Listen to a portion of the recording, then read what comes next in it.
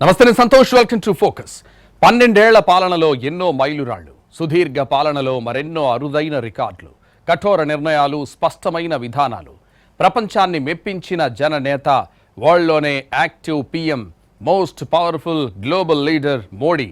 రాజకీయాల్లో మ్యాజిక్కే కాదు, అవకాశం వచ్చినప్పుడల్లా సాహసాలు చేయడంలో ఆయనకు సాటి లేరెవరు. ఒకటి కాదు, రెండు కాదు, ముచ్చటగా 3 టర్న్లు, 12 ఏళ్లుగా అదే దూకుడు, అదే ఉత్సాహం, డేరింగ్ అండ్ డాషింగ్ డెసిషన్స్లో ఎవర్ గ్రీన్. అంతేకాదు, ప్రపంచంలో సూపర్ యాక్టివ్ పీఎం, ప్రపంచం మెచ్చిన నేత, జనం మనసుల్ని దోచేసిన జననేత, ది గ్రేట్ మోడీ. పొలిటికల్గా పవర్ఫుల్ ఇన్నింగ్సే కాదు, సాహసోపేత నిర్ణయాల్లో రికార్డుల రారాజు. ఇంతకీ ఈ సుదీర్ఘ పాలన ఎలా సాధ్యమైంది? ఆయన సాధించిన విజయాలు ఏంటి? 12 ఏళ్ల పాలనలో ఎన్నో మైలురాళ్ళు, సుదీర్ఘ పాలనలో మరెన్నో అరుదైన రికార్డులు, కఠోర నిర్ణయాలు, స్పష్టమైన విధానాలు, ప్రపంచాన్ని మెప్పించిన పబ్లిక్ లీడర్, వరల్డ్లోనే active PM Modi, most powerful global leader. అవకాశం వచ్చినప్పుడల్లా సాహసాలు. దేశం ఎందరో ప్రధానుల్ని చూసింది. అందులో సంథింగ్ స్పెషల్ నరేంద్ర మోడీ. నడకలో, నడతలో డిఫరెంట్ స్టైలే కాదు, పాలనలోనూ తనదైన మార్కు చూపిస్తున్నారు. ఆయన ఏది చేసినా ప్రత్యేకమే. రాజకీయాలైనా, సాహసాలైనా ఆయనకెవ్వరూ సాటి లేరు. మాటలతో కాదు, చేతల్లోనే సమాధానమిస్తారు. 75 ఏళ్ల వయసులోనూ నిత్య విద్యార్థియే. యాక్టివ్ పాలిటిక్స్లో తిరుగులేని నేత. సంక్షేమ పథకాలు అమలులో జనం మెచ్చిన నేత. కోట్ల సంఖ్యలో ఫాలోవర్లు, వరల్డ్ లీడర్గా కొనియాడే ప్రపంచ నేతలు, ఎక్కువ దేశాలను చుట్టొచ్చిన నాయకుడిగా గుర్తింపు పొందారు. రాజకీయాల్లో దిక్సూచియే కాదు, జనంతో సరదాగా ఉండడంలో కూడా ఆయనే ప్రత్యేకం. అప్పట్లో స్కై డైవ్ నుంచి ఇప్పుడు గ్యాంగ్టక్లో చిన్నారులతో కలిసి సరదాగా ఫుట్బాల్ ఆడినదాకా ఇంతే. తనదైన శైలిలో ప్రత్యర్థులపై విమర్శనాస్త్రాలు సంధిస్తారు మోడీ. బెంగాల్ ఎన్నికల్లో ఆయన డిఫరెంట్ స్టైల్ క్యాంపెయిన్ దేశ ప్రజల్ని ఎంతో అట్రాక్ట్ చేసింది. ఓ గల్లీ కొట్టులోకి వెళ్లి జల్మురీ తిని ప్రత్యర్థులకు జలక్కిచ్చారు. అంతేకాదు, తృణమూల్ కాంగ్రెస్ లక్ష్యంగా వ్యంగ్య బాణాలు విసిరారాయన. నేను జల్మూరి తిన్నాను, కానీ దాని దెబ్బ మాత్రం టీఎంసీకే తగిలింది అంటూ సైటరేశారు. జల్మూరి పేరు వింటేనే కొంతమందికి గట్టి షాక్ తగులుతోందని చమత్కరించారు. నలుగురికి నచ్చినది తనకు అసలు నచ్చదు అంటారు. అందుకే ఇతర నేతలు నడిచిన దారిలో కాకుండా తనకంటూ ప్రత్యేక రూట్ ఫాలో అవుతారు. ట్రెండ్ ఫాలో కాకుండా ట్రెండ్నే సృష్టించే ప్రయత్నం చేస్తారు. అందుకే స్పష్టమైన ఆలోచనలతో నిక్కచ్చిగా ఉన్నది ఉన్నట్లుగా చెబుతారు. అందుకే ప్రధాని మోడీకి ప్రపంచవ్యాప్తంగా కోట్లాది మంది అభిమానులున్నారు. ఏదైతే స్పష్టంగా ఆలోచించి చెబుతామో అది భవిష్యత్తుకు పునాదులు వేస్తుంది అంటారాయన. ఆయన ప్రారంభించిన పథకాలైనా, ఎర్రకోట వేదికగా మాట్లాడిన సందర్భాలైనా అదే తెలియజేస్తుందని చెబుతారు. రాబోయే పరిస్థితులను గ్రహించడంలోనే నేత విజయం దాగుంటుంది. ముందు చూపు ఉంటేనే రాజకీయాల్లో మనుగడ సాధ్యమవుతుంది. అనూహ్య పరిణామాలను అంచనా వేయగలిగి ఆ దిశగా నిర్ణయాలు తీసుకుంటేనే పరాజయం, ప్రమాదం నుంచి తప్పించుకునే ఛాన్స్ ఉంటుంది. వీటన్నింటినీ ప్రధాని మోడీ సమర్థవంతంగా చేయగలిగారు.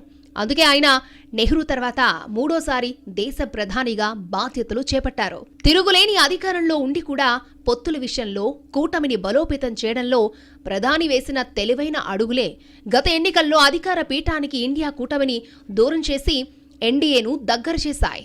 దేశంలో అత్యధిక కాలం పాటు ప్రభుత్వాధినేతగా సేవలందించిన నేతగా చరిత్ర సృష్టించారు మోడీ.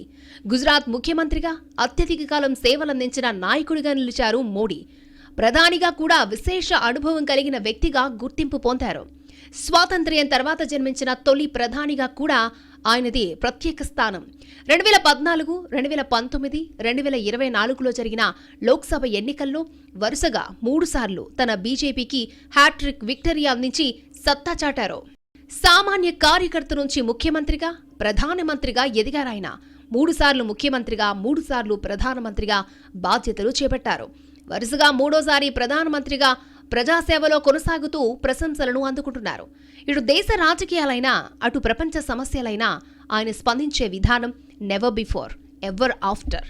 చిన్న పెద్ద అనే తేడా లేకుండా అందరితో ఆయన మెలిగే విధానం, స్పందించే గుణం, ఇవన్నీ కూడా ప్రపంచవ్యాప్తంగా అత్యంత ప్రజాదరణ కలిగిన నేతగా నిలిపాయి.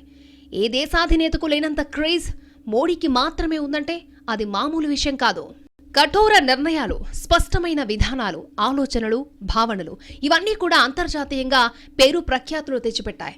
అందుకే ఒకప్పుడు అమెరికా అధ్యక్షులకు ఎంత క్రేజ్ ఉండేదో ఇప్పుడు భారత ప్రధానమంత్రికి అంత గౌరవం దక్కుతుందంటే మామూలు విషయం కాదు. అందుకే చాలా దేశాలు తమ దేశంలో పర్యటించాలంటూ భారత్ను కోరుతూ ఉండడం హైలైట్. అది మోడీ నాయకత్వం వల్లనే సాధ్యమైంది. ఆయన స్పందన, విలక్షణ గుణం, నాయకత్వ పటిమ ఇవన్నీ కూడా భారత్ను అత్యున్నత స్థానంలో నిలిచేలా చేశాయి.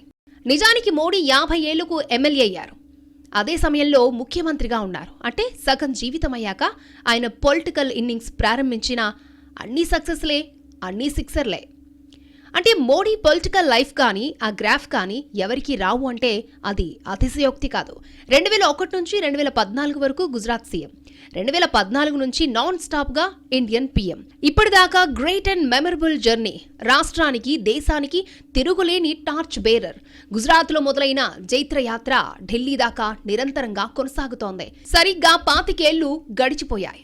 అప్పుడు ముఖ్యమంత్రిగా, తర్వాత ప్రధానమంత్రిగా అత్యున్నత రాజ్యాంగ పదవుల్ని నిర్వహించిన మోడీ ప్రయాణంలో ప్రతి మలుపు కీలకమే.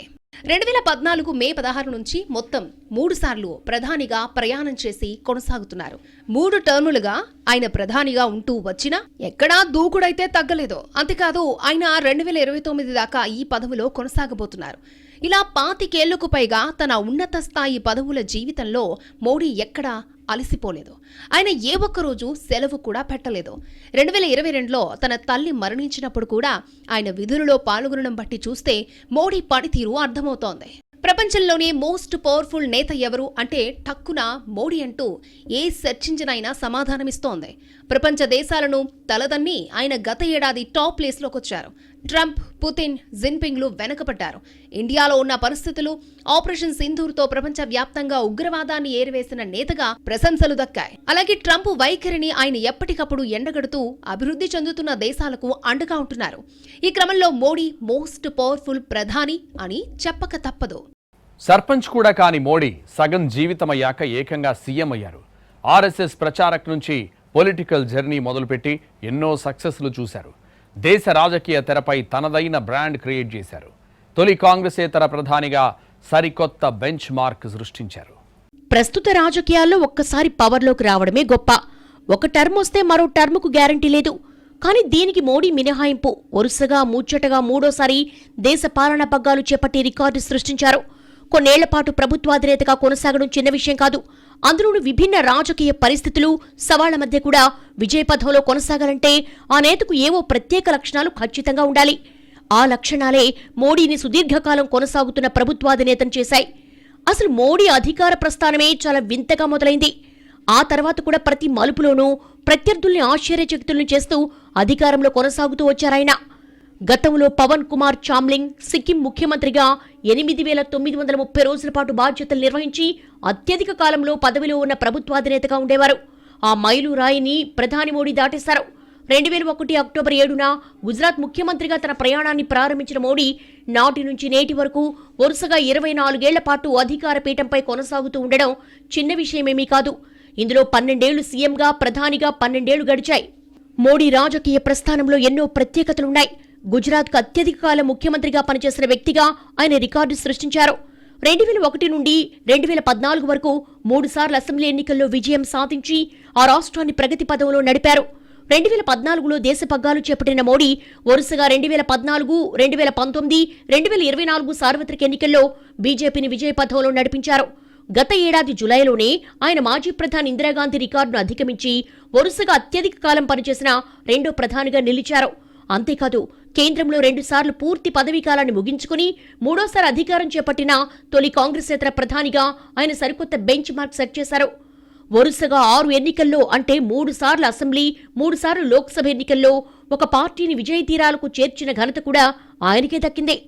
ముఖ్యమంత్రిగా ఎక్కువ కాలం పనిచేసిన అనుభవంతో ప్రధానిగా బాధ్యతలు స్వీకరించిన అరుదైన నాయకుడిగా కూడా మోడీ గుర్తింపు పొందారు. గుజరాత్లో అత్యంత తీవ్రమైన భూకంపం సంభవించిన కొద్ది రోజుల్లోనే 2001లో నరేంద్ర మోడీ ముఖ్యమంత్రి పదవి చేపట్టారు. 13,000 మందికి పైగా ప్రజలు ఈ భూకంపంలో మరణించారు. ఒక కచ్ ప్రాంతంలోనే 12,000 మంది ప్రాణాలు కోల్పోయారు. ఈ ఘోర ప్రమాదాన్ని మోడీ ఓ అవకాశంగా భావించారు. కచ్ ప్రాంతంలో పెట్టుబడులు పెట్టాలని ఆయన ప్రైవేటు కంపెనీలను ఆహ్వానించారు. ప్రైవేటు పెట్టుబడులను ఆకర్షణీయంగా మార్చడం కోసం వాటికి రాయితీలు కల్పించారు. మోడీ విధానాల మూలంగా గుజరాత్ మొత్తం ఒక ఆధునిక రాష్ట్రంగా అభివృద్ధి చెందిందనే ప్రచారం బలంగా చేశారు.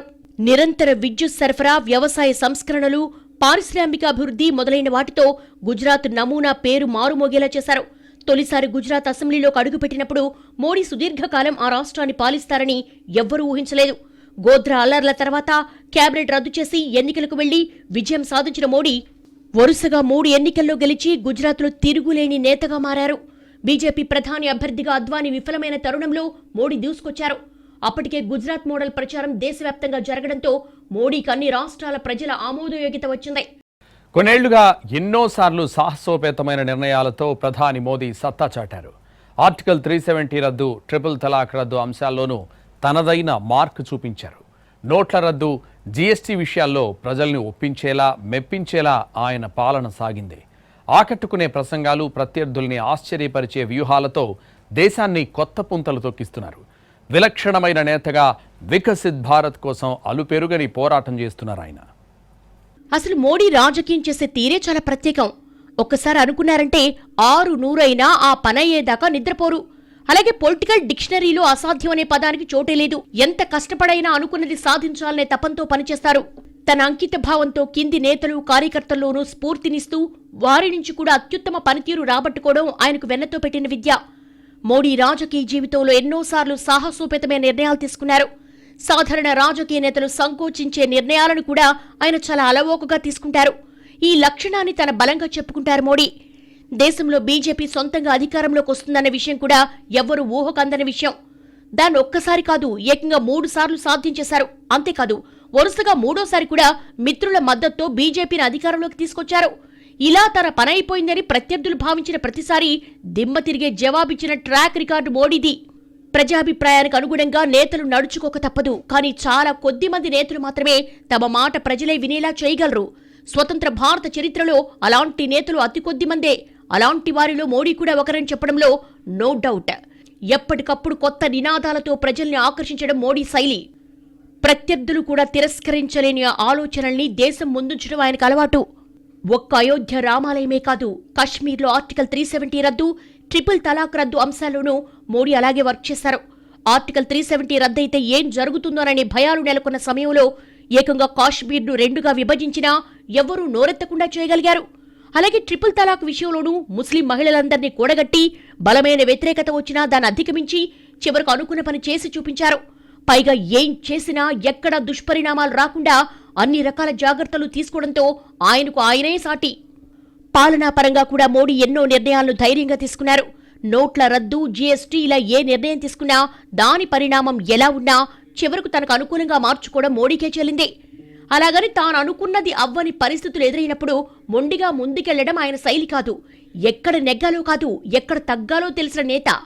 తనకు సమయం వచ్చే వరకు ఎదురు చూస్తారు, అదును చూసి ముందడిగేస్తారు.